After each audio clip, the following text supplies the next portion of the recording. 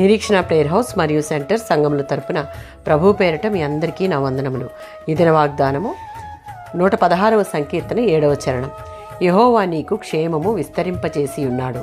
ఈ కీర్తనలో కీర్తనాకారుడు తన ప్రార్థనలకు దేవుడు జవాబిచ్చి తనను రక్షించిన దాన్ని బట్టి తన మొక్కుబడులు నెరవేర్చడానికి వచ్చి తన అర్పణల ద్వారా దేవునికి బహిరంగంగా స్తుతులు చెల్లిస్తున్నాడు. ఎందుకు అంటే మనకు క్షేమము కలుగు చేయువాడు, దానిని విస్తరింపచేయువాడు ఆయనే కనుక. 13వ సంకీర్తన 6వ చరణం. ఇక్కడ దావీదు తన మనసులో జరిగిన సంఘర్షణలో తాను గెలుపొందినట్లు తన తలంపులలో తిరిగి మరోసారి పూర్తి నమ్మకం, ధైర్యం చేకూరాయని చూపిస్తున్నాడు. ఆందోళన చెందిన మనస్సుకు దేవుని కృపపై నమ్మకం ఉంచడం గొప్ప ఔషధం. ప్రపంచాన్ని జయించేది నమ్మకమే. ఏ పరిస్థితినైనా జయించుటకు మన దృష్టి మనపై నుంచి దేవుని వైపు మరలించాలి. పరిస్థితులను దేవుని మీద నమ్మకంతో చూడడం ద్వారా నిరుత్సాహాన్ని, నిరాశను కలిగించే తలంపులన్నిటినీ జయించగలదు. 119వ సంకీర్తన 17వ చరణం.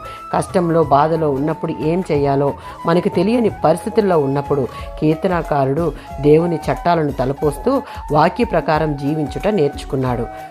క్రైస్తవ భక్తి జీవితంలో దావీదు వలె, కీర్తనాకారుడు వలె పరిష్కారం లేనటువంటి పరిస్థితులలో దేవుని మీద పూర్తి నమ్మకం కలిగి ఆయన వాక్యమును తలపోసుకుంటూ అన్ని పరిస్థితులలో ధైర్యము కలిగి ఉన్నందున దేవుడు వారి ఎడల ఆశ్చర్య కార్యములను జరిగించుచు వారికి క్షేమమును విస్తరింపజేసి ఉన్నాడు.